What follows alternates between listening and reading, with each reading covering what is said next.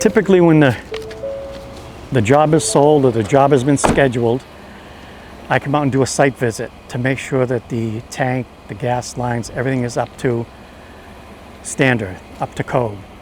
So what I'll do is I'll come out and I will pick a tank location, again making sure it's up to code and meets all requirements. So I'll come out here. Typically when I come here, the salesman has already determined where the homeowner would like the tank to go. So I just come out here and make sure that it can go there and make sure that my guys know what to do and what to bring when they come do it. So in a situation like this, they've decided on putting a tank in the ground. It's 1,000 gallon underground, and it runs this way because we can't put it this way because we'd be too close to the property line in the building.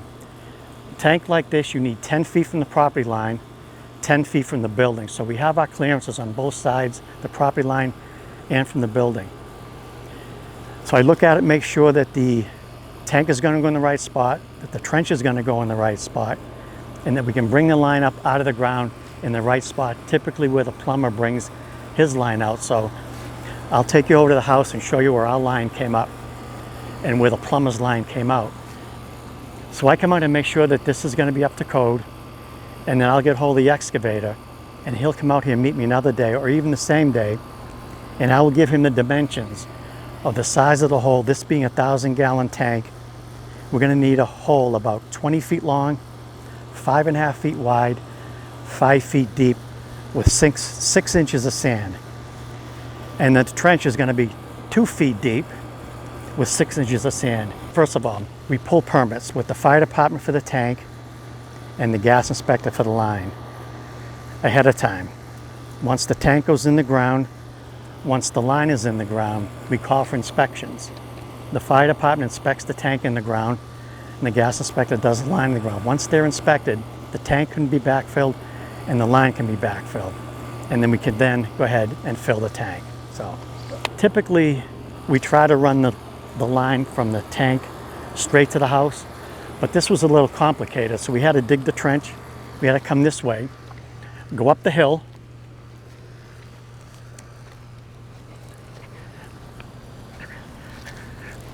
across the lawn. The excavator had to pull these up out of the ground so we can continue the line under the ground about 3 feet deep, because we have to go a little bit further under a walkway or the road or a sidewalk. Then we came over to here and he had to remove part of this wall to get the gas line into here. So again, the line runs up to here, to this point. We put a test right here after the shutoff. We put a pressure test on the line in the ground from this point all the way back to the tank. It has to hold pressure for a minimum of 15 minutes, but sometimes we can leave it on for a couple of days before the inspector gets here. There's tracer wire and tracer tape in here so that if they need to trace the wire, if they're doing any digging, they can find it. They can find the line and know exactly where it is when they go to dig. Once it's inspected, first of all, this is the plumber's line. We like to run our line to close proximity of where he brings his line out of the house. Even though this plumber's line has been inspected, because we are now the provider, we have to make sure that everything in the house is up to code, up to standard. Because once we make this connection, we own it. Whether we did the inside work or not, we own the whole system. So our responsibility doesn't end here.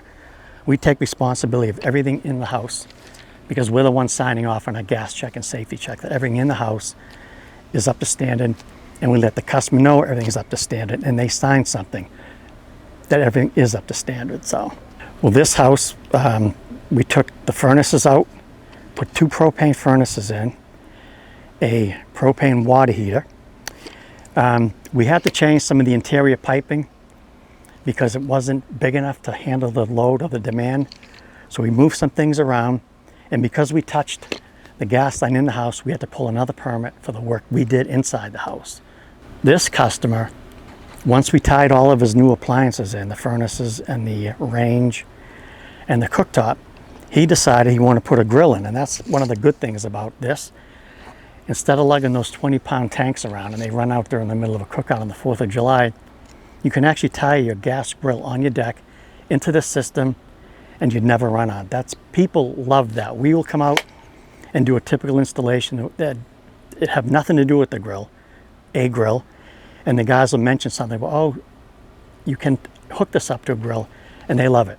They go crazy about that, hearing about they can connect the grill. So we do a lot of grill connections after the fact. Like I said, we let people know that we do that, and they love it for the most part. From the sales department, the equipment department, service department, installation department, propane department, delivery department, inspections, permits, there's a lot that goes into it. So there's a lot of teamwork and a lot of coordination that goes into this. And ultimately, we want to make sure that the customer's not left without heat for any time at all. Sometimes during this time of year, they might be without hot water for a day, but it's a lot.